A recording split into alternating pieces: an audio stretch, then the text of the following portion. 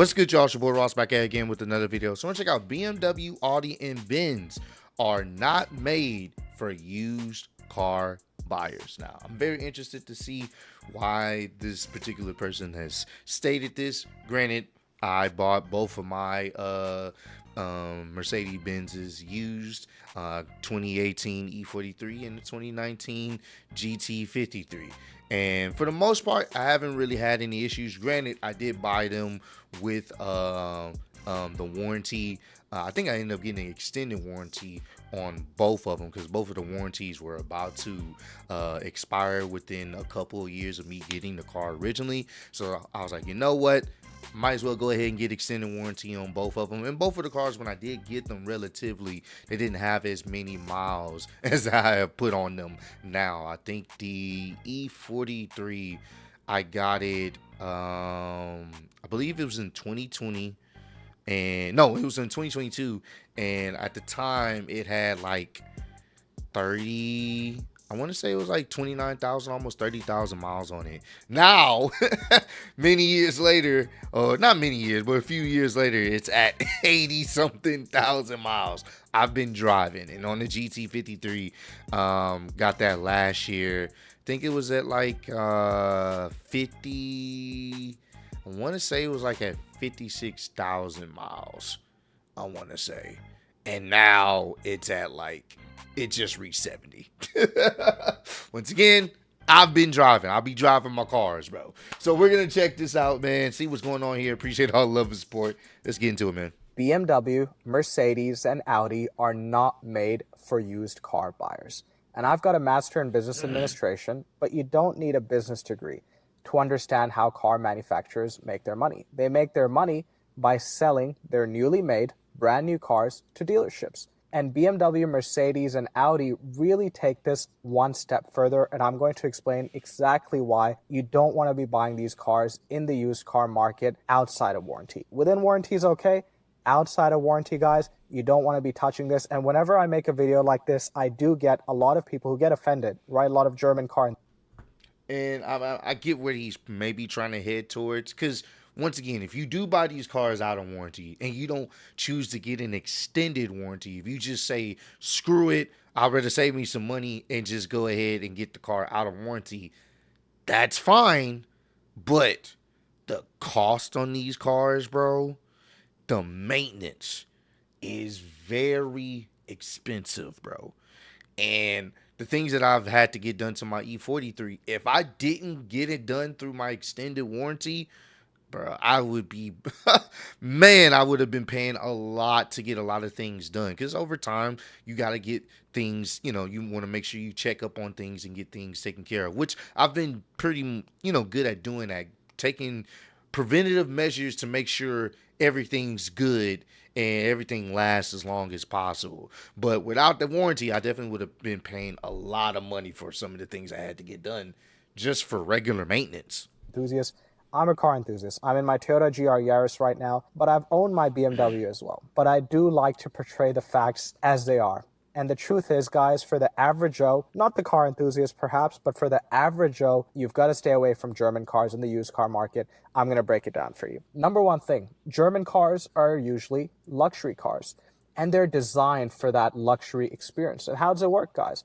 Well, most of these cars are leased. They're the ultimate leasing machines. And leases make it easy for these owners to constantly own a car for 3 years or so, trade it in, and then get the next model. And that runs through the ethos of these cars. They're not designed to target buyers who are going to hold them for a long time. That's not where their market is, right? The majority of them are leased, and hence they focus on that leasing period, that 3 to 5 year period. And they make sure that the buyer that purchases that car is very happy during that period with all the new tech, all the performance, all the innovations. The number two thing you need to understand is they cater their entire maintenance and servicing schedule around that new car buyer. With BMW, Mercedes, Audis, guys, and I've got a lot of mates, and I had my BMW as well. A feedback that I received from many people when they buy these used German cars, they notice that the servicing intervals are all out of whack. Often these cars are serviced every 2 years, guys. The first year is more of a checkup, and then the second year an oil change is done. And the kilometers are ludicrous. These cars often are getting serviced at 20,000 kilometers. It's no good, guys, but that's how the experience is designed, that servicing and maintenance experience. And certainly in that 3 year period or even a 5 year period, these manufacturers are not asking you to change any major oils or do any major maintenance, right? I've got my Toyota GR Yaris here, Toyota, making me service this car 6 months, right, on a 6 monthly basis, which, yeah, which isn't exactly a luxury experience, but Toyota's serious about this car. Just next week, I've got to take it in for my transfer case fluid, my Mm-hmm. diff fluid, and then they want you to change your coolant very often as well. With German cars in that 3 year period, guys, they don't want you touching anything. And then And this is when you have to do your due diligence in making sure you go to the right mechanic. Because I don't actually go to the Mercedes dealership. I actually have a mechanic that I actually go to, which is ultimately saved me some money, to be honest with you. And I go to this individual that is a licensed Mercedes technician, and he basically hooks me up. He basically gives me game on, hey, every time I go up there, hey, you may at this point you may want to look into getting this done.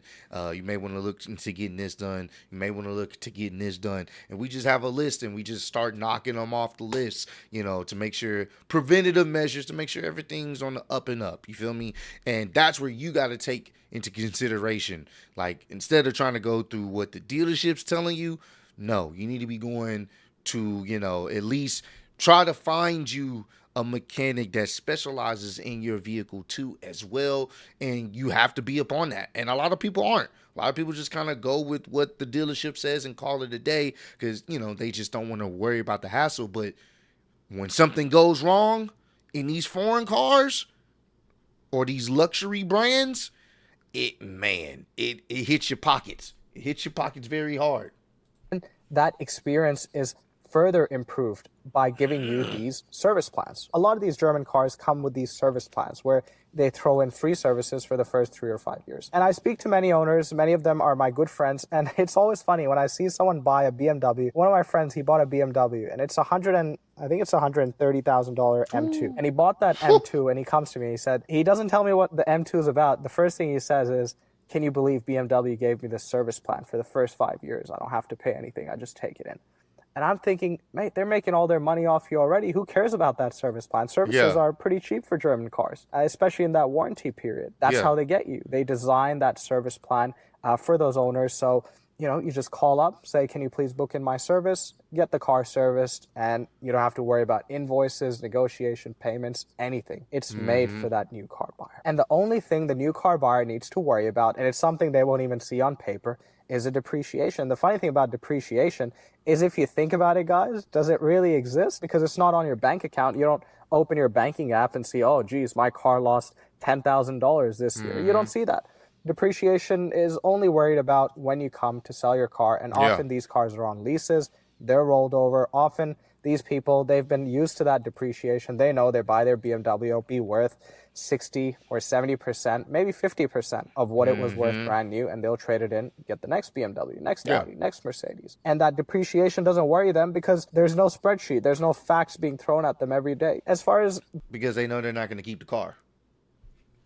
Like, I met someone at I believe I was at a car wash last week, and I was getting the GT washed, and he pulled up in his GT 63. It was all black, very clean, and I was talking to him about the car. I said it looks beautiful. It was I believe, a 2019 GT63, and I asked him how many miles he had on it. He said like 30 something thousand miles. Barely drove it at all.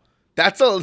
I want you to understand. He barely drives that car. If that's a 2019 and only has 30 something thousand miles in comparison to me and where I'm at right now at 70,000. You feel me? And he was like, yeah, this is one of three other vehicles. Well, yeah, he has three other vehicles, and this is one of them. He doesn't drive it as much. He just drive it, to kind of keep it going, but he doesn't really drive it as often. But he was talking about trading it in to get I believe the new GT63, the two door coupes. So he was like, I'm gonna probably just trade this in. And I want you to understand that car now, a 2019 GT63, with only like 30 something thousand miles on it, barely been driven, super clean. You could tell he takes care of the car. They're easily going to, if he was to trade it in or sell it, easily they can make off an extra $100,000. That car is not going to be cheaper than $100,000. With that amount of mileage, you probably get, close to like 110, 115, probably 110 ish. But that's still crazy. Crazy the type of money some of these cars, these dealerships can make off of that, just because it's a luxury brand and how rare it is. But a lot of these people, they don't keep the cars that long. BMW, Audi, and Mercedes are concerned, that first car buyer, that new car buyer, they're having a great experience. They're getting these services often free. They're getting this nice luxury experience, and they're getting this prestige, right? In Australia, a lot of the dealerships who sell these cars call themselves prestige dealerships. And I don't personally believe that these are prestige cars any longer. I think, if anything, in my view, the likes of Toyota or Honda should really be prestige cars, because they represent quality in a way that not many other cars out there do. But I digress. That's my personal view. So I've broken down for you exactly what the manufacturers do, and I've told you exactly why they're so good for new car buyers. But it's exactly those reasons that make them poor buying for used car buyers, especially outside of warranty. In warranty, I'm okay with. Outside of warranty, it hurts. Remember that servicing interval, 1 to 2 years. Now you're the used car buyer. What do you have? You've got an engine full of gunk because it was using old oil. Make no mistake, guys, these synthetic oils, a lot of people, they get into these arguments, and I'm an engineer. A lot of people get into these arguments that synthetic oils are so much more superior to the older oils, the more natural-based oils we used to use in automotive applications, and that's true, certainly that's true. But oil is oil. It's not a superhuman liquid. And even with your synthetic oil, if you go outside and check after 15,000 kilometers, it's going to be gunky. And guys, I was speaking to my mechanic, and he had a BMW M4 or M3 in the shop. And at 70,000 kilometers, he said he was having to replace a motor for one of his customers. And the reason? Excessively long oil change intervals. Right? It destroyed that BMW. It was so gunked up, it was beyond repair. The car is effectively done for. The second thing is, again, maintenance related, right? For the first 3 to 5 years, the owners, they enjoy that really nice maintenance interval, which doesn't make them change many fluids, doesn't make them change many parts. Well, guess what, guys? Now you've got your used German car, 5-6 years old. If you're a smart owner, you should really be doing all of the things. Transfer case, diff fluid, your all-wheel drive fluid, coolant. You've got to be doing all of this stuff. And if you don't, it can have repercussions. And not only that, you now run into the German car maintenance. And for German cars, guys, a lot of things you wouldn't think are maintenance is, right? I'm talking about water pumps. I'm talking about plastics. I'm talking about gaskets. Often these gaskets are very highly biodegradable. That's going to be maintenance. Pads and rotors. You're having to change your rotors very often. Man, I already know. After the tune on the GT, I know I'm gonna have to change my rotors, bro. I know I'm gonna have to change my rotors and my brakes. I already know. They put new brakes on there when I got them a year ago, but the way I've been pushing the car lately, yeah, I know I'm gonna have to, bro. I know. I just got some fucking new rotors on the 43 like not too long ago. So yeah, bro. Alongside the pads, these cars don't forgive the rotors. So all of a sudden, all those items that made it really good for the new car buyer, well, now it's going to sting you as a used car buyer. And the last thing I really want to touch on, guys, is the element of prestige. And I think this is where a lot of people are getting scammed, because people are sold this dream where they're buying a prestige car. And as I said, I don't think German cars are prestige cars, at least not in Australia, where you can buy an A-Class or a CLA class for less than a Corolla, especially in the used car market. Audi A3s sell for less than Corollas. Corolla hybrids hold their value really well. An A3 within warranty certified pre-owned, you're going to pick up cheaper than a Corolla. So I certainly don't think that German cars today are prestige cars, but let's just say they are. Guys, in the used car market, prestige doesn't exist. The whole point of prestige and luxury is getting something new, getting something shiny. And a lot of people are sold this false dream and this false reality that you get this prestige car, and really what they've got on their garage now is a used car, and a car that's going to be trouble for them. A car that's going to take a lot of money to keep on the road. It's a reality. I went through this with my BMW. From a probability perspective, guys, it's not sort of bound to be a great run, especially as you get higher in the years, 8, 9 years. Everyone knows, even the German car fans, which I am a German car fan, even those people, they know that a Corolla or a Camry or any of the Toyotas are going to be a safer bet once a year's roll on. There is nothing prestigious about repairs. There's nothing prestigious, in my view, about buying these used German cars, especially for the average Joe. And that's why, guys, they are built for the new car buyer. And the new car buyer must pay a tax, and that tax is excessive depreciation.